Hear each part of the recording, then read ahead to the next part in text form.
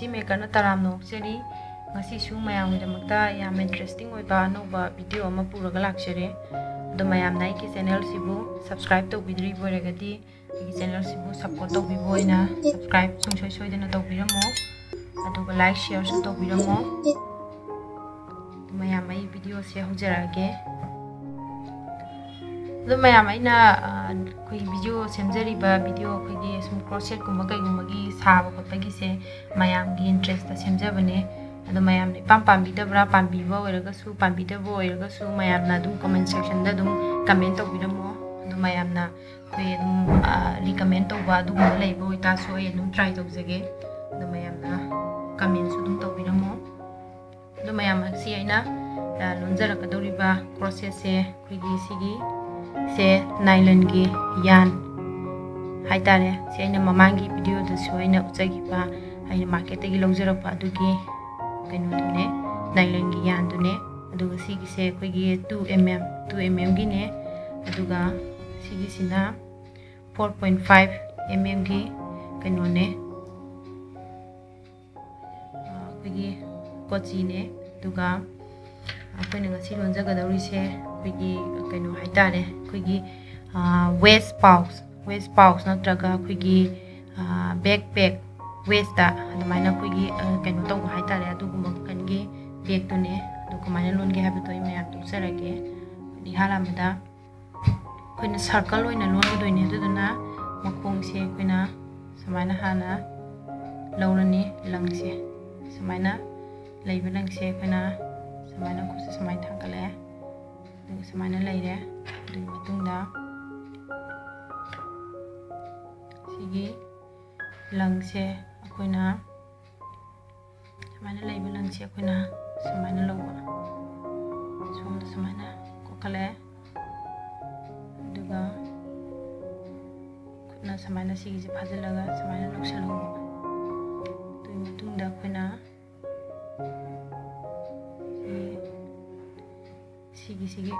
ꯁꯤꯒꯤ ꯔꯥꯎꯟ ꯂꯩꯔꯤꯁꯦ ꯁꯤꯗꯒꯤ ꯁꯨꯃꯥꯏꯅ ꯃꯅꯨꯡꯁꯤꯗꯒꯤ ꯑꯃꯨꯛ ꯁꯨꯃꯥꯏꯅ ꯊꯤꯡꯖꯤꯜꯂꯒ ꯁꯤꯒꯤ ꯂꯪꯁꯤ ꯁꯨꯃꯥꯏꯅ ꯂꯧꯔꯒ ꯑꯃꯨꯛ ꯁꯨꯃꯥꯏꯅ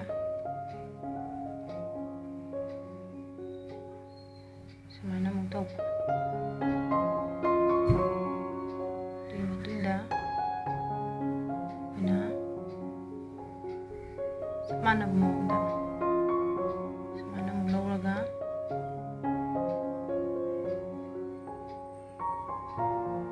ꯅꯥꯏꯂꯟꯒꯤꯅꯤꯅ ꯈꯤꯇꯪ ꯑꯩꯈꯣꯏꯒꯤ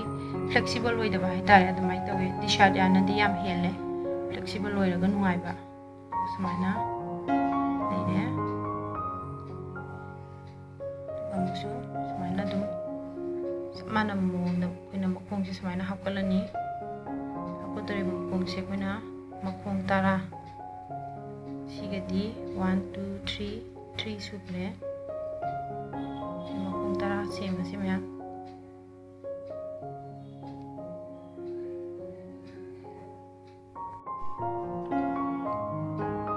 ꯑꯩꯈꯣꯏ ꯍꯧꯖꯤꯛꯀꯤꯗ ꯁꯨꯃꯥꯏꯅ ꯂꯩꯔꯦ ꯑꯗꯨꯒꯤ ꯃꯇꯨꯡꯗ ꯁꯤꯒꯤ ꯑꯩꯈꯣꯏꯅ ꯉꯁꯥꯏ ꯍꯧꯈꯤꯕ ꯁꯤꯒꯤ ꯂꯪꯁꯦ ꯁꯤꯒꯤꯁꯤꯅ ꯁꯨꯃꯥꯏꯅ ꯆꯤꯡꯁꯤꯜꯂꯒ ꯁꯤꯒꯤ ꯑꯍꯣꯕꯁꯦ ꯑꯩꯈꯣꯏꯅ ꯁꯨꯃꯥꯏꯅ ꯃꯦꯟꯁꯤꯟꯕ ꯍꯥꯏꯇꯥꯔꯦ ꯑꯗꯨꯒꯤ ꯃꯇꯨꯡꯗ ꯀꯃꯥꯏꯅ ꯇꯧꯒꯗꯒꯦꯗ ꯑꯩꯒꯤ ꯃꯃꯥꯡꯒꯤ ꯑꯩꯈꯣꯏꯒꯤ ꯁꯝꯃꯔ ꯍꯦꯠ ꯂꯣꯟꯈꯤꯕꯗꯣ ꯑꯗꯨꯗ ꯇꯧꯕꯗꯨꯒ ꯆꯞ ꯃꯥꯟꯅꯅ ꯁꯤꯒꯤ ꯂꯪꯁꯤꯗ ꯑꯩꯈꯣꯏꯅ ꯑꯍꯥꯟꯕ ꯑꯩꯈꯣꯏꯅ ꯂꯣꯟꯈꯤꯕ ꯂꯪꯁꯦ ꯁꯤꯒꯤ ꯃꯈꯣꯡꯁꯤꯗ ꯑꯩꯈꯣꯏꯅ ꯂꯣꯜꯂꯒ ꯁꯤꯒꯤ ꯂꯪꯁꯦ ꯃꯈꯣꯡꯁꯦ ꯁꯤꯒꯤ ꯑꯍꯥꯟꯕꯒꯤ ꯃꯈꯣꯡꯁꯤꯗ ꯁꯨꯃꯥꯏꯅ ꯍꯨꯛꯆꯟꯕꯤꯕ ꯁꯨꯃꯥꯏꯅ ꯍꯨꯛꯆꯟꯕꯤꯔꯦ ꯑꯗꯨꯒ ꯁꯨꯃꯥꯏꯅ ꯂꯩꯔꯦ ꯑꯗꯨꯒꯤ ꯃꯇꯨꯡꯗ ꯁꯨꯃꯥꯏꯅ ꯂꯪ ꯑꯃ ꯂꯣꯟꯈꯠꯂꯦ ꯑꯗꯨꯒꯤ ꯃꯇꯨꯡꯗ ꯑꯩꯈꯣꯏꯅ ꯂꯣꯟꯗꯣꯏꯁꯦ ꯁꯤꯡꯒꯜ ꯀ꯭ꯔꯣꯁꯦꯠ ꯅꯠꯇꯦ ꯍꯟꯇꯛꯃꯛꯀꯤꯅ ꯗꯕꯜ ꯀ꯭ꯔꯣꯁꯦꯠ ꯁꯨꯃꯥꯏꯅ double crochet लोनसे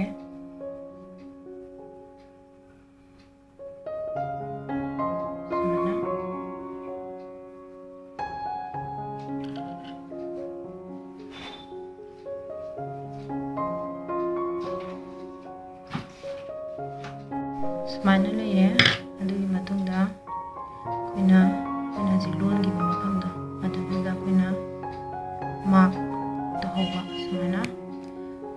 sina matung da mo double crochet lolani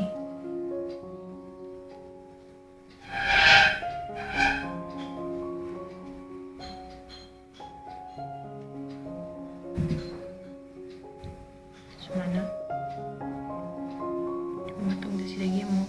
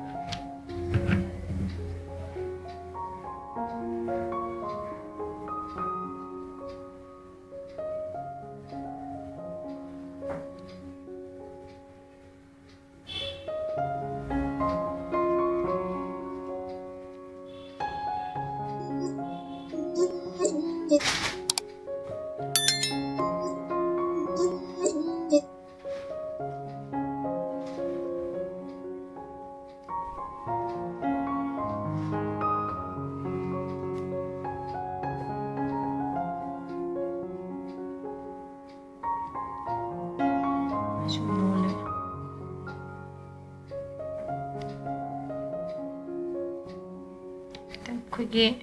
flexible oiba watni me lon da kita ngai da ba kui khuloi da ba ai tare da mai tawe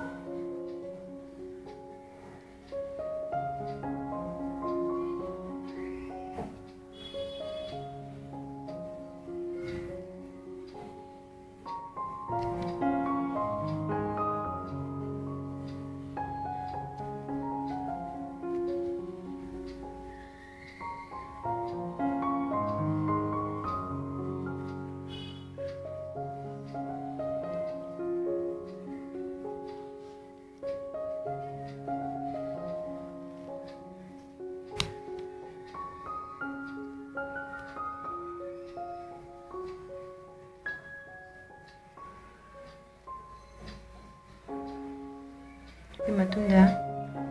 kuina ngasai long di pise samana lokwe duga sida muk samana langse laure duga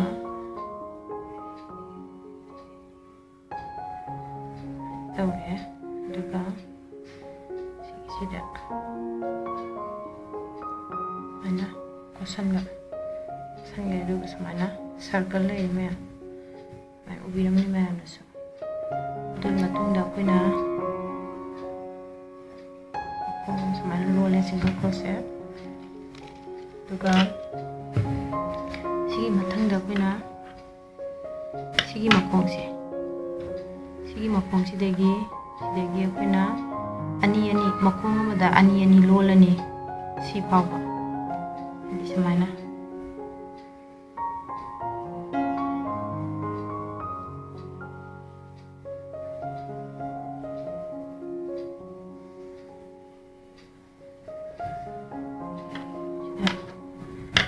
pin phagalo ase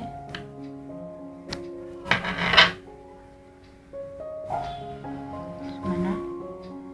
sai nasi makong sa sumnon ki bane do sida maksho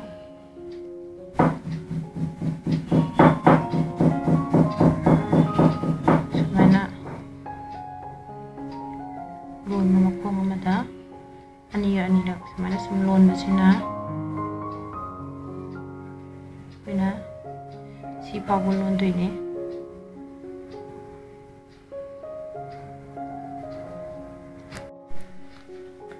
mayam adu matungda koina sibong lon khre adu matungda koina markin jilok those aduga koina tamukti double crochet oiroi sigi se koina sida singjal lataba samaina singjan birani samaina leire tamukti koina sai makhong amada koina ani lon gi banina tamukti di koina lolaroi tamukti di koina makhong amada amamam makhong amamam dang samaina sum lolaga lani sigi siba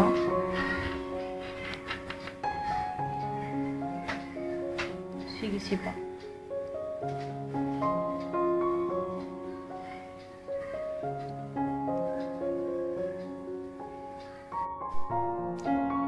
mayam kun sailon gi to smaina leire adugi matungda na jite se na kaya lege do yeng se sigi sin maya halaga 8.5 ni som da ju 8.5 smaina leire 0.5 se adugi matungda koina sida mark toksala se sida samaina mark toksale adugi matungda koina makhong ama samaina lon khatle aduga kong lon khra matungda koina sidagi mu haura se somna kanda halakadoine reverse tawrakadoine do koina londoi makhong se makhong kaino londoine 20 kong 20 haji makhong am lon gre kadi 2 samaina leire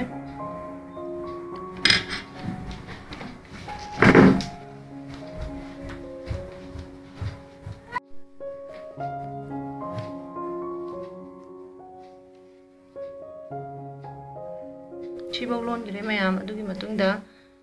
koina makhong kun lon gre matungda makhong ama hakole samaina aduga sidagi mu reverse tawrapa haitare samaina sum lon lasina sibong lon lase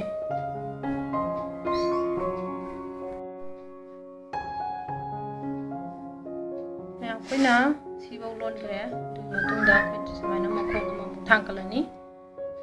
du matungda koina sidagi sum lon darakpajina somna kana makhong ama hapa dei somda laga somna kana makhong ama hapa damaina sum lon basina akoina sigi akoina hauba ngasagi mayai sigi center se sida sibong lon ase duga yengase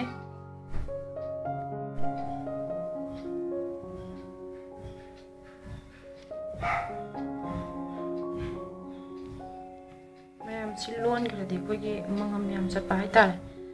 thuna adum loi bajane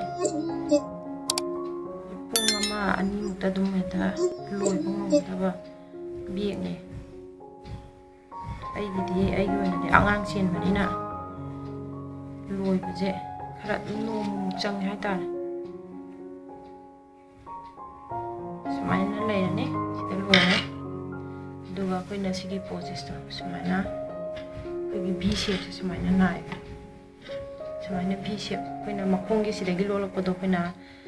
makhong ana sai kun lon gi photo de koina makhong gi sona kana ma hapa sona kana sai sai sida makhong gi ama hakolakpadagi samaina koina V shape se ta gi bane ba ado sika yang wang ge se yenga se koina sai lon hogi photo sigi sidagi hogi bane duna manga makai inch manga makai 5.5 oile adugi matungda koina koigi mamangi aigi bag kaida soina lon gi bada igi phiban lon gi bado sida koina direct hapchaladi phajade baduduna sigi sai sai se si sai sing ju lolani si bawa duga somla kan gi sisu sigi sai si bo lolani lon se kamaina lon gi dagi haibada makhong am hakole samaina adugi matungda dagi lon bado hawrani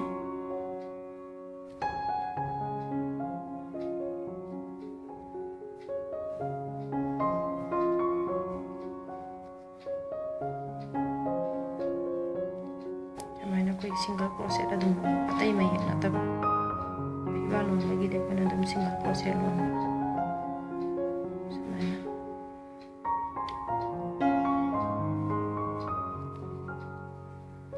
machin ma koi mana tab do koina sumana fix option be wan finishing option bai tar sumana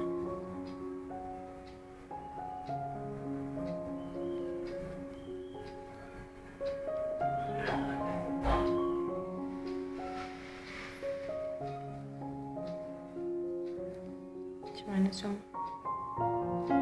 mayamna aigi channel se anobone mayamna aina khara mayam damta kitang kui mating oi jagadra ga haina aina namjaba video se mayamna ai channel se bunungsi video na yengbiyo do subscribe su tobiramo mathang da su mayam ge dum anoba video koi dum pachida dum koi live ta kana ba dugumba kitang easy oi ba dugumba dum video bu ga lakjage sumana dum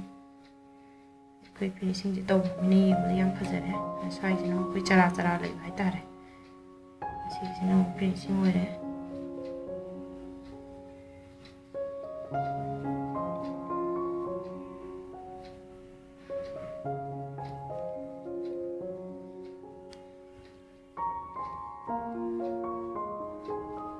koi na dum sagi una baga dum koi na dum try to go idum yai lang sham phong ye do ai gidi kenu hai tare koi gi mina lon bio haira kan da koi dima la kan da admai na lon jabani se moina sigi mong sida lon bio na moina dum haira ga ina dam ina dum lon ba hai tare admai to bani se do koi sida le sabi mazam ne mana lon biro na lon bi bani magi le sabi masagu mukai gumana dum koi gi business ki oina dum hai tare dum yumda dum koi si lon ba dum ong na su dum lon ba mayam dum yai hai tare yumda dum ya easily dum kan oi ba hai tare nungai ba nung su nungai ba dum hobby oina su dum si bo lon le samana finishing de si bo le ta somna kan gi si su lon doi ne ta sigi matung da koi na sigi nylon gi lang ses koi na si kakadamo ta koina sida dum koigi sigi sina koina sai hogi bani na sigi sina koigi koirum da haraga na sigi sina koigi manung thangadaba side oi baduga sigi sina mapangam thangadaba side aduna mathangan sigi sina koigi mathangan thoga samaina idum samaina sidagi dum lokat pa hoga se samaina ai sigi pa sina manung oi hodoine koina sidagi dum londarani samaina sigi sida photo ni photo je kamaina photo kadage da koi mamangi bag ta ju dum photo ki do ma yam lai jani me am se koina sigi b shape lai se sigi b shape sigi somna kanum thang manung gi de lon bi ba sigi sta dagi somna kan gi ju sigi b shape lai se sigi somna kan manung nom thang se manung gi langani je koina lauba mapang gi sin nataba samai nei de hana ma da koina sigi lang si hana lok lage mana aduga sigi lang si hana samana hani ma ko hida samana ko salage adugi matungda koina ngasai gi manung thangbagi b shape ani se bi thangba ko gi manung thangba sidagi samana b shape ji samai lawra ko front loop stitch akom huksan bido koigi koina yumda kata gumba gaina lon ba kan da phi lon ba kan da koi lotion khong lotion da maina si lotion la pai ta maina so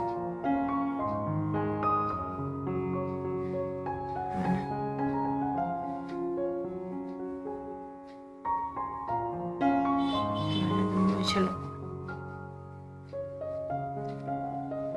samai lai do ni ma ni mo da phaje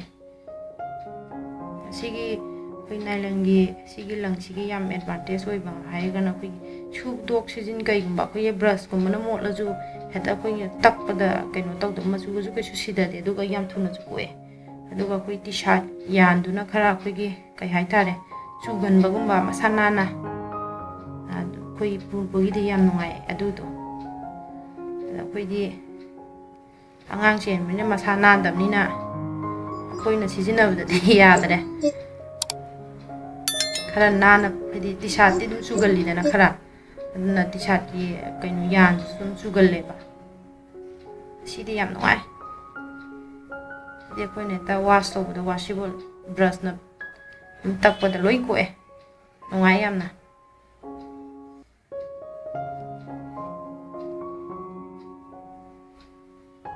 ꯁꯨꯃꯥꯏꯅ ꯁꯨꯝ ꯂꯣꯜꯂꯦ ꯑꯩꯈꯣꯏꯅ ꯍꯧꯖꯤꯛ ꯂꯣꯟꯈꯤꯕꯗꯣ ꯁꯨꯃꯥꯏꯅ ꯂꯩꯔꯦ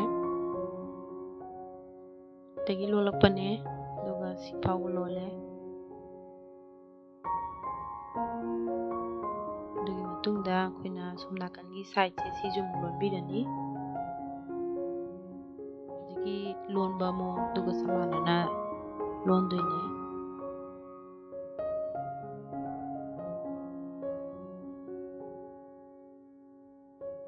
ꯑꯗꯨꯒ ꯑꯩꯈꯣꯏꯒꯤ ꯃꯅꯨꯡꯒꯤ ꯀꯩꯅꯣꯁꯦ ꯁꯨꯃꯥꯏꯅ ꯂꯩꯔꯅꯤ ꯑꯗꯨꯒ ꯑꯩꯈꯣꯏꯅ ꯆꯦꯟꯁꯦ ꯁꯤꯒꯨꯝꯕ ꯃꯑꯣꯡꯒꯤ ꯆꯦꯟ ꯍꯥꯏꯇꯥꯔꯦ ꯑꯗꯨꯒꯨꯝꯕꯅ ꯄꯥꯟꯕ ꯑꯗꯨꯝ ꯌꯥꯏ ꯁꯤꯗꯒꯤ ꯍꯦꯟꯅ ꯐꯖꯕ ꯂꯩꯔꯒꯁꯨ ꯑꯗꯨꯝ ꯑꯩꯈꯣꯏ ꯑꯗꯨꯝ ꯄꯥꯟꯕꯤꯌꯨ ꯀꯩꯁꯨ ꯀꯥꯏꯗꯦ ꯑꯗꯣ ꯁꯤꯒꯤ ꯆꯦꯟꯁꯤꯗꯤ ꯑꯩꯈꯣꯏ ꯖꯤꯟꯁꯀꯤ ꯆꯦꯟꯗꯣ ꯑꯗꯨꯗꯨꯅꯦ ꯑꯗꯨꯅ ꯈꯤꯇꯪ ꯇꯦꯜꯂꯦ ꯍꯥꯏꯇꯥꯔꯦ ꯑꯗꯨꯗꯨꯅ ꯑꯩꯒꯤꯗꯤ ꯈꯤꯇꯪ ꯁꯤꯗꯒꯤ ꯁꯥꯡꯕ ꯑꯃꯅ ꯄꯥꯟꯖꯔꯒꯦ ꯑꯗꯨꯒ ꯁꯤꯒꯤ ꯆꯦꯟꯒꯤ ꯀ꯭ꯋꯥꯂꯤꯇꯤꯁꯤꯕꯨꯗꯤ ꯌꯥꯝ ꯐꯩ ꯁꯤꯒꯤꯁꯦ ꯈꯤꯇꯪ ꯇꯦꯜꯂꯦ ꯑꯗꯣ ꯑꯩꯈꯣꯏ ꯍꯧꯖꯤꯛ ꯀꯌꯥꯝ ꯁꯥꯡꯉꯦ ꯑꯗꯣ ꯌꯦꯡꯉꯁꯤ ꯍꯥꯟꯅ ꯑꯩꯈꯣꯏꯅ 11 ꯏꯟꯆ ꯁꯥꯡꯕ ꯑꯗꯨꯒꯤ ꯀꯩꯅꯣ ꯑꯣꯏꯗꯣꯏꯅꯦ ꯆꯦꯟ ꯑꯩꯈꯣꯏꯅ ꯄꯥꯟꯕ ꯀꯥꯟꯗ ꯁꯤꯒꯤ ꯆꯦꯟꯁꯦ ꯁꯤꯗ ꯄꯥꯟꯁꯤꯜꯂꯅꯤ ꯑꯗꯣ ꯁꯤ ꯆꯦꯟ ꯄꯥꯟꯕꯁꯤꯗꯤ ꯌꯥꯝ ꯂꯥꯏꯔꯦ ꯑꯩꯈꯣꯏꯅ ꯌꯨꯝꯗ ꯑꯩꯈꯣꯏꯅ ꯑꯗꯨꯝ ꯅꯣꯔꯃꯦꯜ ꯆꯦꯟ ꯄꯥꯟꯕꯗꯣ ꯑꯗꯨꯃꯥꯏꯅ ꯁꯤꯗꯒꯤ ꯁꯨꯃꯥꯏꯅ ꯑꯗꯨꯝ ꯄꯥꯜꯂꯅꯤ ꯁꯨꯃꯥꯏꯅ ꯈꯔ ꯅꯞꯁꯟꯅ ꯍꯥꯏꯇꯥꯔꯦꯀꯣ ꯁꯨꯃꯥꯏꯅ ꯄꯥꯜꯂꯅꯤ ꯑꯗꯣ ꯑꯩꯈꯣꯏ ꯆꯨꯝꯅꯒꯤ ꯂꯪꯁꯦ ꯁꯤꯖꯤꯟꯅꯗꯕ ꯁꯤꯒꯤ ꯑꯩꯈꯣꯏꯒꯤ ꯀꯩꯅꯣꯒꯤꯁꯤꯗꯗꯤ ꯑꯩꯈꯣꯏꯅ ꯀꯔꯝꯕ ꯂꯪ ꯁꯤꯖꯤꯟꯅꯒꯗꯒꯦ ꯍꯥꯏꯔꯗꯤ ꯑꯩꯈꯣꯏ ꯌꯦꯇꯨꯝꯗꯤ ꯑꯗꯨꯝ ꯑꯩꯈꯣꯏ ꯁꯤꯒꯨꯝꯕ ꯌꯦꯇꯨꯝ ꯃꯆꯥ ꯑꯣꯏꯔꯁꯨ ꯌꯥꯏ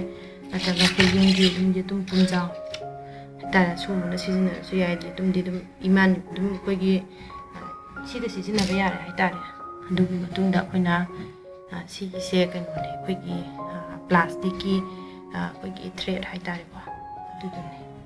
ꯑꯗꯣ ꯁꯤꯒꯤꯁꯤꯅ ꯁꯤꯖꯤꯟꯅꯗꯣꯏꯅꯦ ꯁꯤ ꯌꯥꯝ ꯀꯨꯞꯄꯦ ꯑꯗꯣ ꯁꯨꯃꯥꯏꯅ ꯁꯤꯒꯤꯁꯤꯅ ꯁꯤꯖꯤꯟꯅꯗꯣꯏꯅꯦ ꯑꯩꯗꯣ ꯑꯗꯨꯝ ꯐꯣꯠꯂꯒ ꯃꯌꯥꯝꯗꯣ ꯎꯠꯆꯔꯛꯑꯒꯦ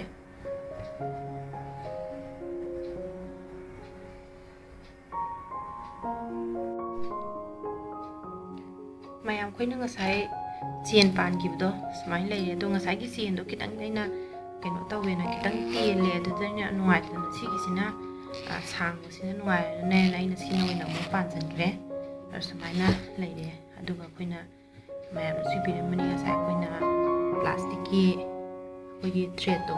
ꯄ꯭ꯂꯥꯁꯇꯤꯛꯀꯤ ꯂꯪꯅ ꯑꯩꯈꯣꯏꯅ ꯐꯣꯠꯈꯤꯕꯅꯤꯅ ꯁꯤ ꯑꯩꯈꯣꯏ ꯀꯩꯁꯨ ꯃꯁꯛꯁꯦ ꯀꯔꯤꯝ ꯎꯈꯤꯗ꯭ꯔꯦ ꯐꯣꯠꯂꯦ ꯍꯥꯏꯕ ꯈꯪꯈꯤꯗ꯭ꯔꯦ ꯑꯗꯣ ꯁꯣꯝ ꯅꯥꯀꯟꯗꯕꯨꯗꯤ ꯁꯨꯃꯥꯏꯅ ꯂꯩꯔꯦꯀꯣ ꯁꯨꯃꯥꯏꯅ ꯁꯣꯝꯗꯁꯨ ꯁꯨꯃꯥꯏꯅ ꯐꯣꯠꯂꯦ ꯑꯗꯨꯒ ꯄꯣꯠꯁꯤꯁꯨ ꯑꯩꯈꯣꯏꯒꯤ ꯑꯗꯨꯝ ꯌꯥꯝ ꯂꯨꯏ ꯃꯅꯨꯡꯁꯦ ꯄꯣꯠ ꯑꯇꯩ ꯑꯩꯈꯣꯏꯅ ꯑꯗꯨꯝ ꯍꯥꯞꯄ ꯑꯗꯨꯝ ꯌꯥꯅꯤ ꯑꯗꯨꯅ ꯑꯩꯈꯣꯏ ꯂꯩꯁꯥꯕꯤ ꯃꯆꯥꯅꯒꯗꯤ ꯌꯥꯝ ꯄꯥꯝꯕ ꯑꯗꯨꯒꯨꯝꯕ ꯃꯈꯜꯒꯤ ꯕꯦꯒꯅꯦ ꯍꯥꯏꯇꯥꯔꯦ ꯑꯗꯨ ꯁꯨꯃꯥꯏꯅ ꯂꯩꯔꯦ ꯑꯗꯨꯒ ꯁꯤꯒꯤ ꯆꯦꯟꯁꯦ ꯑꯩꯅ ꯈꯤꯇꯪ ꯑꯩꯈꯣই ꯁꯨꯃꯥꯏꯅ ꯈꯔ ꯑꯦꯛꯁꯇ꯭ꯔꯥ ꯁꯨꯃꯥꯏꯅ ꯑꯩꯈꯣꯏꯒꯤ ꯂꯩꯍꯟꯂꯦ ꯀꯩꯒꯤꯅꯣꯗ ꯁꯤꯒꯤ ꯄꯣꯠꯁꯦ ꯑꯩꯈꯣꯏꯅ ꯁ꯭ꯇꯔꯦꯆꯦꯕꯜ ꯑꯣꯏꯕ ꯑꯗꯨꯅ ꯑꯩꯈꯣꯏꯅ ꯄꯣꯠ ꯆꯩ ꯍꯥꯞꯄ ꯀꯥꯟꯗ ꯁꯤ ꯁ꯭ꯇꯔꯦꯆ ꯑꯣꯏꯔꯀꯥꯟꯗ ꯆꯦꯟꯁꯦ ꯑꯗꯨꯝ ꯃꯥꯒꯤ ꯁꯨꯃꯥꯏꯅ ꯂꯩꯕꯁꯦ ꯑꯗꯨꯝ ꯁ꯭ꯇꯔꯦꯆ ꯑꯣꯏꯊꯣꯛꯑꯀꯥꯟꯗ ꯆꯞ ꯃꯥꯟꯅꯅꯕ ꯍꯥꯏꯗꯅ ꯁꯨꯃꯥꯏꯅ ꯇꯧꯕꯅꯦ ꯑꯗꯨꯒꯤ ꯃꯇꯨꯡꯗ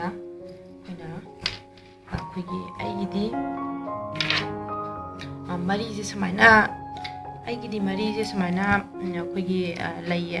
ꯑꯁꯤꯒꯨꯝꯕ ꯃꯔꯤꯁꯤꯅ ꯑꯩꯈꯣꯏꯅ ꯑꯗꯨꯝ ꯄꯥꯜꯂꯒ ꯁꯤꯗ ꯑꯗꯨꯝ ꯂꯣꯏꯁꯤꯟꯕꯁꯨ ꯌꯥꯔꯦ ꯁꯤꯗ ꯍꯨꯛ ꯑꯃ ꯄꯥꯜꯂꯒ ꯁꯤꯗ ꯑꯗꯨꯝ ꯑꯩꯈꯣꯏꯅ ꯑꯦꯗꯖꯁ ꯇꯧꯁꯜꯂꯒ ꯁꯤꯗ ꯑꯗꯨꯝ ꯑꯩꯈꯣꯏꯅ ꯑꯦꯇꯦꯆ ꯇꯧꯁꯜꯂꯒ ꯁꯨꯃꯥꯏꯅ ꯑꯗꯨꯝ ꯌꯥꯅꯤ ꯑꯗꯣ ꯑꯩꯒꯤꯁꯦ ꯑꯩꯈꯣꯏꯒꯤ ꯏꯅꯥꯎ ꯑꯃꯈꯛꯀꯤꯅꯤꯅ ꯑꯩꯈꯣꯏꯅ ꯃꯔꯤꯁꯦ ꯀꯃꯥꯏꯅ ꯂꯣꯟꯒꯗꯒꯦ ꯍꯥꯏꯕꯗ ꯑꯩꯈꯣꯏꯅ ꯃꯔꯤꯁꯦ ꯃꯈꯣꯡ 110 110 ꯍꯥꯞꯄꯅꯤ ꯑꯩꯈꯣꯏꯅ ꯃꯈꯣꯡꯁꯦ ꯁꯨꯃꯥꯏꯅ ꯁꯨꯝ ꯂꯣꯜꯂꯕ ꯃꯈꯣꯡꯁꯦ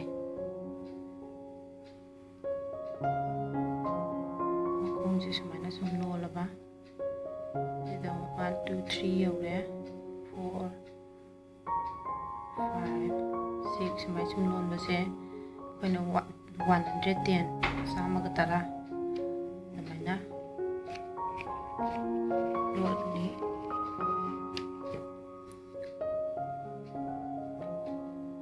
Sumana sum.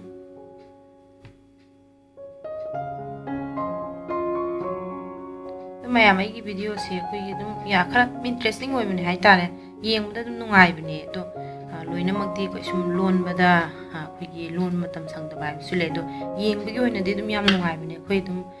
koi yam na koi gi entertainment oi ba dum mai na dum oi bane dum mayam dum yeng bi yo ado koi gi dum lon bagi interest lei ba isi naw lei ga su dum samai na dum lon bi yo to lon ba se koi hobi oi na yam nung di nungai ba ni sa na ga lol ga koi na ga bag ka se pu bu se dum yam nungai hai tare si aina isana lonjaba bag tu ni ne ga na khan laga dum yam nungai bai tare adu gumba su dum poe ai channel si su ano boy ba du na mayam na su dum ai gi channel se nu si bi du na ai gi channel si bu subscribe su dum toksen biramo aduga koi gi friend circle da su dum share su dum to biyo samai sum lon da se me koi 110 bo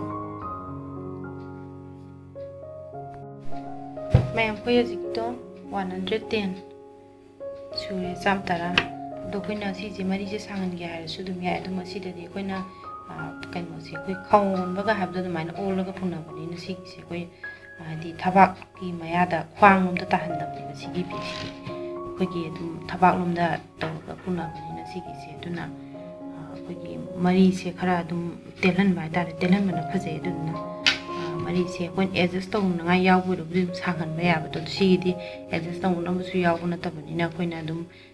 koi gi si gi nailan gi ya si noi ba ni na koi na dum mari se kha tel na dum ta hol ba aduna phaja ba hele samai lai re adu matung da koi na si gi b shape se de lai ri ba si gi b shape se si de gi na ta ba koi na si si di ma tha ga ma tho koi si gi manam de lai ri ba si da koi gi tongkala lai ri si gi si tongkala lai ri si da koi na single crochet lon bi si da gi koi na samana single crochet lon bi ba ta samana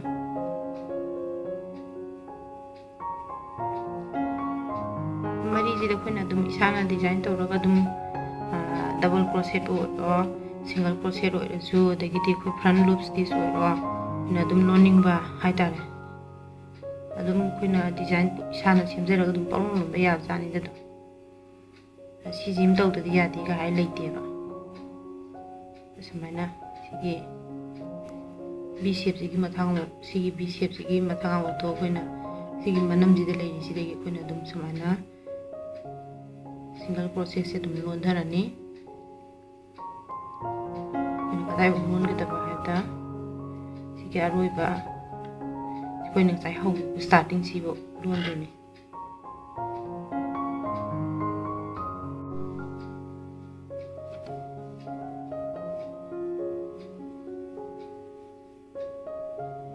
koi na ji lon gi to samai lai ni ma samai na mai ke samai lai ya ado koi ta mari se khara dum saw han bai ta ne khara dum saw han la se samai na makong am lok kale du tung da koi na i hau ra ni do koi na makong je lok lo ge ha su samai to ra ga dum si da dum hau lo shan su ya samai na do si de ki koi gi v shape lai se v shape si gi manung lom thang ba si de gi samai na koi na single crochet samai na ma law ra ni adu matung da koi na mapan lom thang ba se si b shape lai ji ki hajing manung lom de gi manung lom thang ba si de gi koi na single crochet lon gi re adu hata mong na mo mapan lom thang ba si de gi koi na mo samai na single crochet se mo lon ba samai na adai di manung da gi mong samai na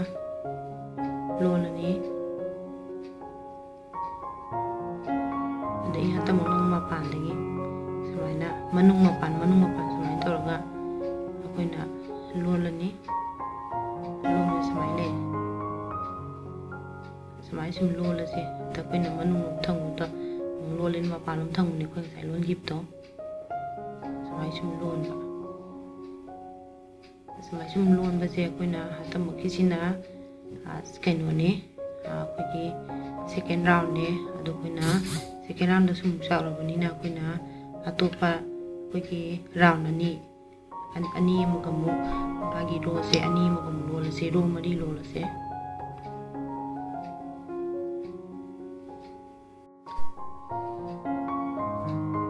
ꯃꯌꯥꯝ ꯑꯩꯈꯣꯏꯅ ꯍꯧꯖꯤꯛ ꯂꯣꯟꯈꯤꯕꯗꯨ ꯁꯨꯃꯥꯏꯅ ꯂꯩꯔꯦ ꯁꯨꯃꯥꯏꯅ ꯁꯤꯒꯤꯁꯦ ꯑꯩꯈꯣꯏꯅ ꯃꯈꯣꯡ ꯍꯥꯟꯅ ꯁꯥꯡꯅ ꯑꯩꯈꯣꯏꯒꯤ ꯃꯈꯣꯡ 110 110 ꯑꯩꯈꯣꯏꯅ ꯍꯥꯞꯈꯤꯕꯗꯣ ꯑꯗꯨ ꯅꯠꯇꯕꯤꯗ ꯑꯩꯈꯣꯏꯅ ꯁꯤꯗꯒꯤ ꯑꯩꯈꯣꯏꯅ ꯃꯈꯣꯡ 5 ꯇꯧꯔꯒ ꯁꯥꯡꯅ ꯑꯗꯨꯝ ꯂꯣꯟꯈꯠꯈꯤꯕꯁꯨ ꯌꯥꯏꯌꯦ ꯁꯨꯃꯥꯏꯅ ꯃꯈꯣꯡ 5ꯗꯒꯤ ꯂꯣꯟꯕ ꯍꯧꯕꯁꯨ ꯌꯥꯏ ꯅꯠꯇ꯭ꯔꯒ ꯑꯩꯈꯣꯏꯅ ꯁꯨꯃꯥꯏꯅ ꯁꯥꯡꯅ ꯂꯣꯟꯕꯁꯨ ꯑꯗꯨꯝ ꯌꯥꯏ ꯁꯨꯃꯥꯏꯅ ꯂꯩꯔꯦ ꯑꯗꯣ ꯑꯩꯈꯣꯏꯒꯤ ꯁꯤꯒꯤ ꯄꯥꯎꯁꯤꯗ ꯑꯩꯈꯣꯏꯅ ꯁꯤꯒꯤꯁꯤꯗ ꯁꯨꯃꯥꯏꯅ ꯍꯥꯞꯄꯛꯀꯗꯕꯅꯦ ꯑꯗꯣ ꯍꯥꯞꯄꯛꯄꯁꯦ ꯁꯤꯒꯤ ꯍꯨꯛꯁꯤꯅ ꯇꯧꯔꯒ ꯑꯩꯈꯣꯏꯅ ꯁꯤꯗ ꯇꯧꯔꯒ ꯍꯨꯛꯄꯁꯨ ꯁꯤꯗ ꯑꯗꯨꯝ ꯍꯥꯞꯆꯟꯕ ꯌꯥꯏ ꯑꯗꯣ ꯇꯧꯕꯇꯕꯨ ꯁꯤꯒꯤꯁꯤ ꯌꯦꯡꯕꯗ ꯈꯤꯇꯪ ꯐꯖꯒꯗꯕ ꯃꯥꯟꯗꯦ ꯑꯗꯨꯗꯨꯅ ꯑꯩꯈꯣꯏꯅ ꯁꯤꯒꯤꯁꯤꯗ ꯑꯩꯈꯣꯏꯒꯤ ꯍꯨꯛ ꯑꯣꯏꯅꯉꯥꯏꯒꯤ ꯑꯩꯈꯣꯏ ꯁꯤꯗ ꯈꯔ ꯂꯣꯟꯈꯠꯂꯁꯦ ꯑꯗ ꯂꯣꯟꯈꯠꯄꯁꯦ ꯑꯩꯈꯣꯏꯅ ꯀꯃꯥꯏꯅ ꯂꯣꯟꯈꯠꯀꯗꯒꯦ ꯍꯥꯏꯕꯗ ꯑꯩꯈꯣꯏꯒꯤ ꯍꯥꯟꯅꯒꯤ ꯃꯁꯥꯒꯤ ꯁꯤꯗ ꯂꯩꯕ ꯂꯪꯁꯦ ꯁꯤꯒꯤꯁꯦ ꯑꯩꯈꯣꯏ ꯍꯥꯟꯅ ꯒꯤ ꯂꯪꯗꯨꯅꯤꯁꯦ ꯑꯗꯨꯒ ꯁꯤꯒꯤ ꯂꯪꯁꯤꯅ ꯀꯃꯥꯏꯅ ꯇꯧꯒꯗꯒꯦ ꯍꯥꯏꯕꯗ ꯁꯤꯒꯤ ꯂꯪꯁꯤꯅ ꯇꯧꯔꯒ ꯑꯗꯨꯝ ꯂꯣꯟꯈꯠꯄ ꯍꯥꯏꯇꯥꯔꯦ ꯁꯤꯗꯒꯤ ꯑꯩꯈꯣꯏꯅ ꯁꯤꯗꯒꯤ ꯁꯤꯒꯤ ꯚꯤ ꯁꯦꯞ ꯑꯩꯈꯣꯏ ꯁꯨꯃꯥꯏꯅ ꯁꯦꯞꯁꯦ ꯁꯨꯃꯥꯏꯅ ꯂꯥꯛꯏꯗꯅ ꯁꯤꯒꯤꯁꯤꯗ ꯑꯗꯨꯝ ꯁꯨꯃꯥꯏꯅ ꯁꯦꯞꯁꯦ ꯁꯨꯃꯥꯏꯅ ꯆꯠꯈꯤꯕ ꯋꯥꯅꯤ ꯀꯃꯥꯏꯅ ꯇꯧꯒꯗꯒꯦ ꯍꯥꯏꯕꯗ ꯑꯩꯈꯣꯏꯅ ꯁꯤꯗꯒꯤ ꯍꯥꯟꯅ ꯍꯧꯔꯅꯤ ꯁꯤꯒꯤꯁꯤꯗꯒꯤ ꯁꯨꯃꯥꯏꯅ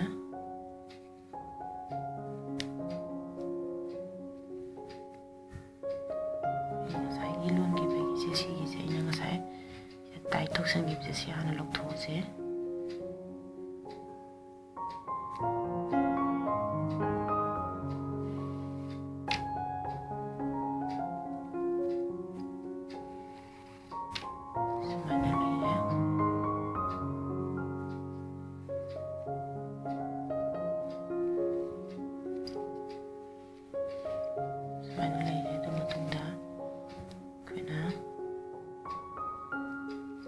ꯁꯤꯗꯒꯤ ꯑꯃꯨꯛ ꯑꯗꯨꯃꯥꯏꯅ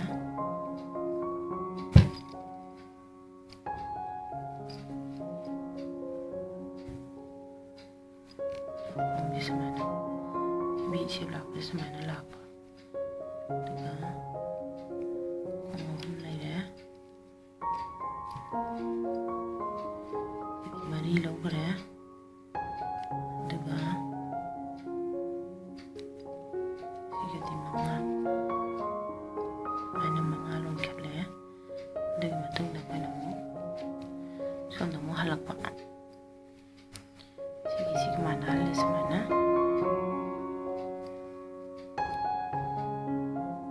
ꯑꯩꯈꯣꯏꯅ ꯃꯈꯣꯡꯁꯦ 5 ꯂꯧꯔꯁꯦ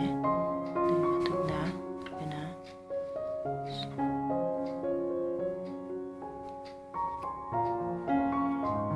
ꯑꯃꯨꯛ ꯍꯜꯂꯛꯄ ꯁꯨꯃꯥꯏꯅ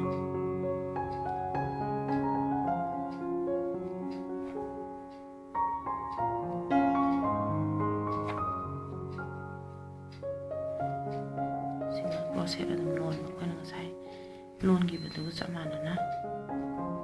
ꯃꯈꯣꯡ 5 ꯂꯣꯟꯕ ꯁꯤꯒꯤꯁꯤꯅ ꯁꯦꯀꯦꯟ ꯔꯥꯎꯟꯅꯦ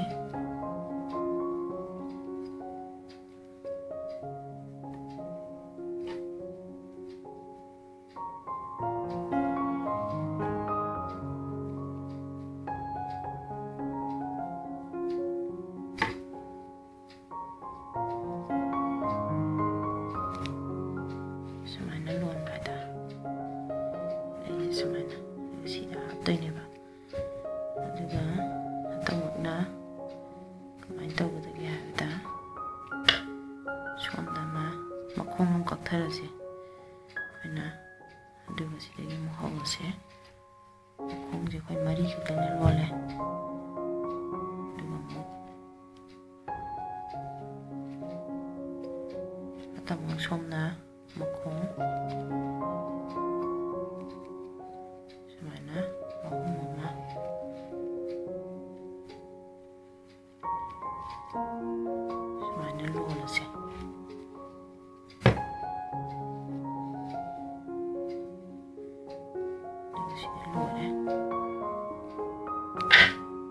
ꯃꯁꯥꯒꯤ ꯉꯁꯥꯏꯒꯤ ꯂꯪꯁꯤꯅ ꯑꯗꯨꯝ ꯌꯥꯈ꯭ꯔꯦ ꯁꯤꯒꯤꯗꯤ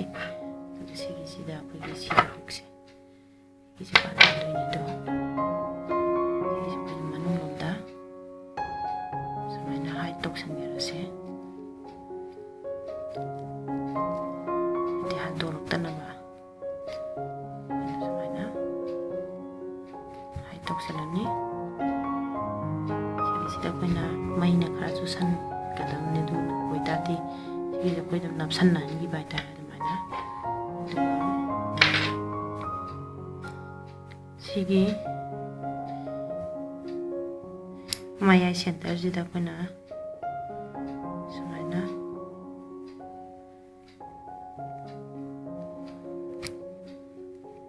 ꯁꯨꯃꯥꯏꯅ ꯂꯩꯔꯦ ꯑꯗꯨꯒ ꯑꯃꯨꯛꯁꯨ ꯁꯤꯒꯤꯁꯦ ꯑꯩꯈꯣꯏꯅ ꯃꯌꯥꯏꯗ ꯁꯤꯒꯤꯁꯨ ꯁꯦꯟꯇꯔꯒꯤ ꯁ꯭ꯋꯥꯏ ꯃꯌꯥꯏꯁꯤꯗ ꯑꯗꯨꯝ ꯑꯩꯈꯣꯏꯅ ꯀꯩꯅꯣ ꯇꯧꯔꯕ ꯑꯗꯨꯒ ꯁꯨꯃꯥꯏꯅ ꯄꯥꯜꯂꯅꯤ ꯑꯁꯣꯝ ꯅꯥꯀꯟꯒꯤꯁꯨ ꯑꯩꯈꯣꯏ ꯑꯗꯨꯝ ꯄꯥꯜꯂꯁꯦ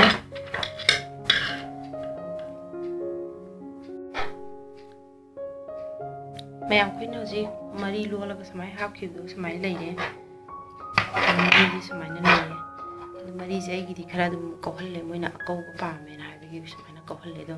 ꯁꯤꯒꯤꯁꯦ ꯑꯗꯨꯝ ꯑꯩꯈꯣꯏ ꯁ꯭ꯇꯔꯦꯆꯦꯕꯜꯁꯨ ꯈꯔ ꯑꯣꯏꯔꯛꯄꯅꯤꯅ ꯃꯔꯤꯟꯁꯦ ꯈꯔꯁꯨ ꯑꯗꯨꯝ ꯂꯥꯛꯈꯤꯅꯤ ꯍꯥꯏꯇꯥꯔꯦ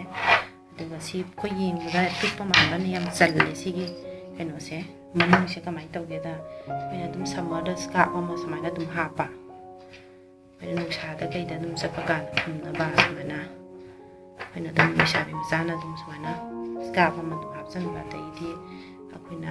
ꯋꯥꯂꯦꯠ ꯑꯩꯈꯣꯏ ꯁꯨꯃꯥꯏꯅ ꯄꯔꯁ ꯑꯃ ꯁꯨꯃꯥꯏꯅ ꯑꯗꯨꯝ ꯍꯥꯞꯄ ꯑꯗꯨꯒ ꯁꯤꯗ ꯑꯗꯨꯝ ꯃꯣꯕꯥꯏꯜ ꯑꯃꯁꯨ ꯑꯗꯨꯝ ꯆꯜꯂꯦ ꯃꯣꯕꯥꯏꯜ ꯍꯥꯞꯄꯁꯨ ꯑꯗꯩ ꯍꯦꯟꯀꯔꯆꯤꯞꯀꯨꯝꯕ ꯀꯩꯒꯨꯝꯕ ꯑꯗꯨꯒ ꯑꯩꯈꯣꯏꯅ ꯃꯔꯤ ꯁꯨꯃꯥꯏꯅ ꯑꯗꯨꯝ ꯆꯤꯡꯁꯤꯜꯂꯒ ꯁꯨꯃꯥꯏꯅ ꯄꯣꯠꯁꯦ ꯑꯗꯨꯝ ꯑꯩꯈꯣꯏ ꯆꯜꯂꯦ ꯍꯥꯏꯇꯥꯔꯦ ꯑꯩꯈꯣꯏꯅ ꯁ꯭ꯀꯥꯔꯞꯀꯤ ꯖꯒꯥꯗ ꯑꯩꯈꯣꯏꯅ ꯀꯩꯅꯣ ꯇꯧꯕ ꯍꯥꯏꯇꯥꯔꯦ ꯑꯩꯈꯣꯏꯅ ꯕꯣꯇꯜ ꯃꯆꯥ ꯑꯃ ꯍꯥꯞꯀꯦ ꯀꯥꯏꯁꯨ ꯑꯗꯨꯝ ꯌꯥꯏ ꯑꯗꯨꯒ ꯃꯅꯤꯡꯒꯤ ꯕꯦꯛ ꯁꯥꯏഡꯀꯤ ꯁꯔꯨꯛꯁꯤꯅ ꯁꯨꯃꯥꯏꯅ ꯂꯩꯔꯤꯅꯦ ꯑꯗꯨꯒ ꯃꯔꯤꯁꯤꯅ ꯁꯨꯃꯥꯏꯅ ꯂꯩꯔꯦ ꯑꯗꯨꯒ ꯁꯤꯒꯤꯁꯦ ꯌꯥꯝ ꯐꯕ ꯑꯃꯅ ꯁꯤꯒꯤꯁꯦ ꯑꯩꯈꯣꯏꯅ ꯂꯧꯊꯣꯛ ꯂꯧꯁꯤꯟ ꯑꯗꯨꯝ ꯁꯤꯒꯤ ꯍꯨꯛꯁꯦ ꯑꯩꯈꯣꯏꯅ ꯁꯤ ꯑꯗꯨꯝ ꯂꯧꯊꯣꯛ ꯂꯧꯁꯤꯟꯁꯤꯅ ꯃꯔꯤ ꯑꯩꯈꯣꯏꯅ ꯑꯗꯨꯝ ꯑꯩꯈꯣꯏꯒꯤ ꯀꯩꯅꯣꯒꯤ ꯂꯦꯗꯔꯒꯤ ꯁꯤꯟꯒꯦꯕꯨ ꯍꯥꯏꯔꯣ ꯅꯠꯇ꯭ꯔꯒ ꯑꯩꯈꯣꯏꯒꯤ ꯑꯗꯨꯝ ꯑꯩꯈꯣꯏꯒꯤ ꯁ꯭ꯂꯤꯡ ꯀꯩꯅꯣ ꯑꯇꯣꯞꯄ ꯑꯩꯈꯣꯏꯒꯤ ꯆꯦꯟ ꯃꯑꯣꯡꯒꯤꯕꯨ ꯁꯤꯟꯒꯦꯕꯨ ꯍꯥꯏꯔꯣ ꯁꯨꯃꯥꯏꯅ ꯑꯗꯨꯝ ꯌꯥꯕ ꯍꯥꯏꯇꯥꯔꯦ ꯑꯦꯅꯤ ꯑꯩꯈꯣꯏꯅ ꯁ꯭ꯂꯤꯡꯁꯦ ꯑꯇꯣꯞꯄ ꯑꯃꯗ ꯁꯤꯟꯕ ꯌꯥꯕ ꯃꯔꯤꯁꯦ ꯑꯗꯨꯃꯥꯏꯅ ꯇꯧꯅꯕ ꯑꯩꯈꯣꯏꯅ ꯁꯤ ꯅꯣꯏ ꯄꯥꯟꯕꯤꯕ ꯁꯤꯒꯤꯁꯦ ꯌꯥꯝꯅ ꯑꯩꯈꯣꯏꯗ ꯀꯟꯚꯤꯅꯤꯌꯦꯟ ꯑꯣꯏꯕ ꯍꯥꯏꯇꯥꯔꯦ ꯑꯗꯨꯃꯥꯏꯅ ꯇꯧꯋꯦ